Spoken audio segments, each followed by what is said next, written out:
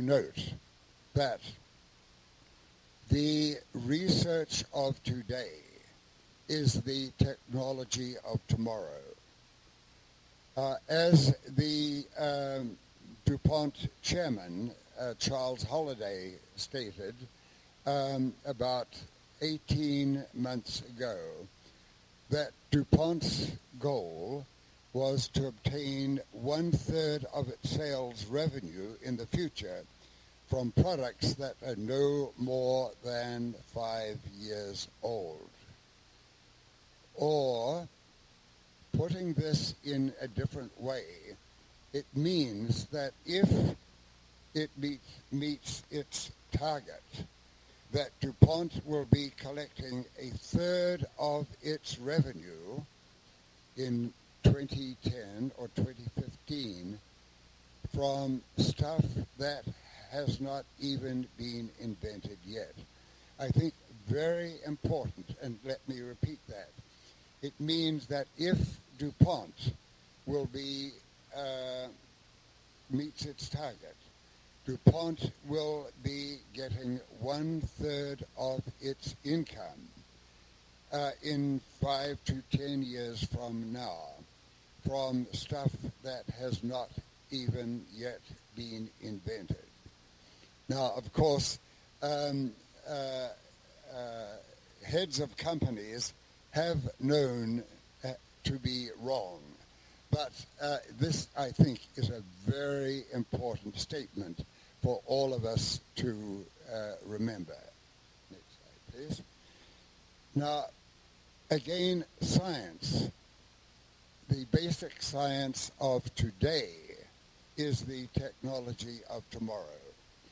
And already in this conference, and I thank the magnificent translators which have been present, so that the very interesting discussions in Portuguese have been translated, I think, very excellently to me. I can see that this is of a very real importance and very real concern in Brazil, the place of fundamental research in science and the transfer of the scientific research to technology, because the science of today is the technology of tomorrow, is the wealth of a country tomorrow. Next slide, please. I will spend just a few minutes on a more scientific part where we were fortunate enough to find a new concept in chemistry and physics. That is in the area of conducting polymers, or as more commonly known, synthetic metals. These are plastics or polymers that have the electronic, optical properties and magnetic properties of a metal, while retaining the mechanical properties, processability of conventional polymers.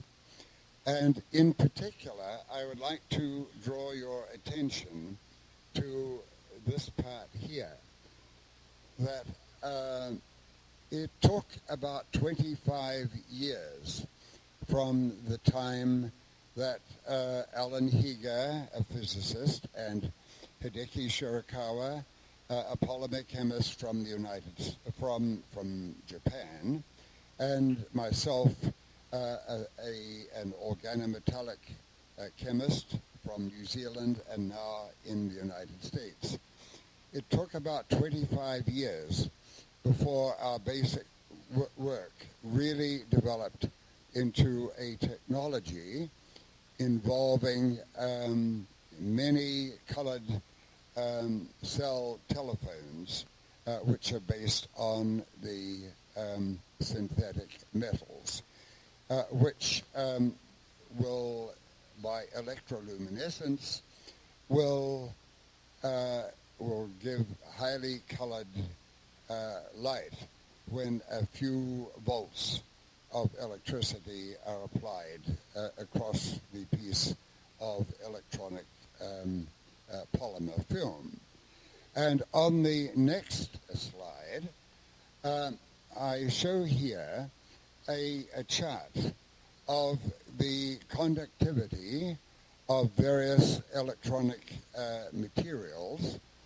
So here then we have the conductivity, and here then we have various substances. For example, insulators such as quartz and nylon, and very good metals, copper, silver, gold, with semiconductors such as silicon in between. And here we have the breadth of conductivity, which our synthetic metals can span by a process which we have called doping. And on the next slide,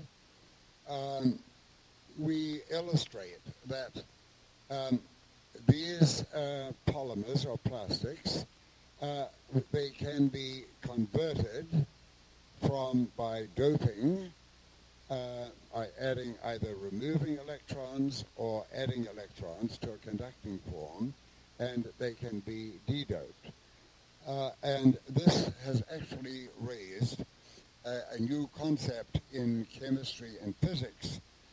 It has produced a new class of materials combining the properties of conventional polymers with those of metals. And on the next, I will not go into any of the chemistry here, but the main thought is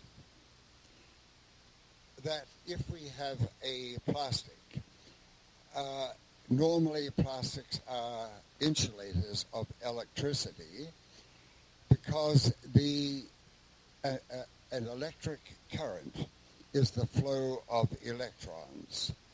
And in ordinary conventional polymers, the electrons are bound very tightly. And when we dope them, for example, if we remove about 10% of the electrons by, say, iodine, the remaining 90% of electrons are packed more loosely, and therefore they can move under the influence of an electric potential. Therefore, it becomes a conductor of electricity. But there are many other important aspects to consider. Next slide, please. And this is the area of nanoscience, nanotechnology, which during the last few years has become of very great importance in every country throughout the world. And it is believed that nanotechnology is a multi-billion-dollar new area of technology in which all countries throughout the world are very actively involved. Now, to give some idea of what we're talking about, a material consisting of a substance or structure which exhibits at least one dimension of less than 100 nanometers. What does that mean? I have allowed some of my better graduate students to take out one of my hairs and to measure the diameter, and that has a diameter of about 5,000 nanometers. Or if we consider the wavelength of light, the wavelength of the shortest wavelength of visible light in the violet area is about